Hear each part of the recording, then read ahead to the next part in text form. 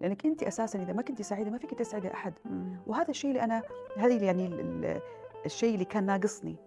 كنت دائماً أسعى لسعادة الناس وبعدين أدوّر نفسي أو أدوّر وقت أو طاقة من نفسي لأسعد نفسي أو لأريح نفسي، ما عاد في عندي طاقة، باتعب زيادة.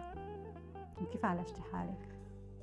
مع الوقت I think رانيا كل الأشخاص اللي بيمرّوا عليكِ في حياتِك بيؤذوك، هذه أنتِ بتكوني لازم هذول أصحاب فضل عليكِ، أصحاب فضل هم اللي بيعلموك، إن كانت حتى بأقصى الطرق، بس هم اللي بيعلموك، هم اللي بيخلّيكوا يعني بيخلّي الواحد يعيد حساباته.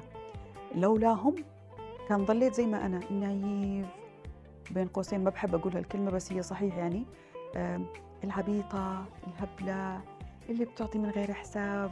نحن بنقول الطيبة. طيبة لمّا نبغى نجمل الأمور يس. لأ، لأنه الطيبة منا عبط بالنسبة إلي أنا. لمّا تكون للناس الغلط بتكون عبط، لمّا بتكون مشكلتِك الناس أنتِ الصح، ما لمّا تكون فيكِ أهلِك، تكوني.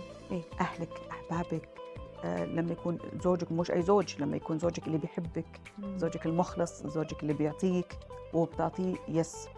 بس إنِّك بتعطي لناس ما بتعطيك ولا 1% من وقتها ولا 1% من اهتمامها وأنتِ بتعطيهم فولي 100%، لأ هذا ما باسميه طيبة، هذا باسميه عبط.